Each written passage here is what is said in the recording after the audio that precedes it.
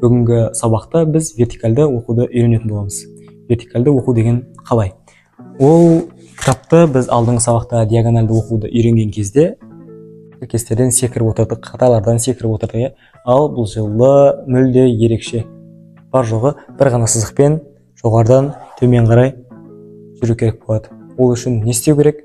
Әрине, көптеген еңбек қажет. Ал енді нақты жаттығуларына келіп тоқталатын болсам, мыналар. Біріншісі, біз өткен тақырыптарда қамтыған барлық сабақтарды жақсы меңгерген болуымыз керек.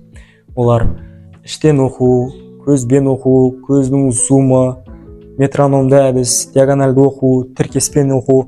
Осы 6 сабақты жақсы меңгерген болсаңыз, сіз дайынсыз дәл осы сабаққа кіруге.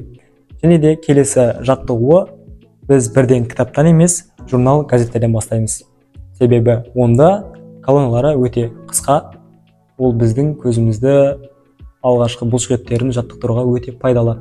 Мысалы, біз метроном әдісін үйренген кезде алғашқы ударлары 60-тан бастадық, 80-ге бардық, 100-ге бардық. Дәл сол секілді біз де журналдың қысқа колоналардан бастаймыз.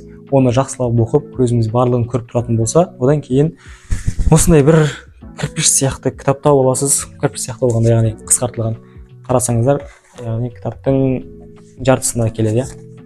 Осындай кітаптар тауып, сондай кітаптармен көп айналысасыз. Бұл кітапты да жақсы меңгерсеңіз, көзіңіз барлығын көріп тұратын болса, қарапайым кітаптарға, өзіңіз оқығың келетін кітаптарға өтесіз, және де сол кітаптарға пайда ала беретін боласыз. Бүгінгі сабақ осы, келесі сабақта фотожаттық туралы айтамыз. Бұл енді сұмдық болады. Келесі кездескенше сау болыңыздар.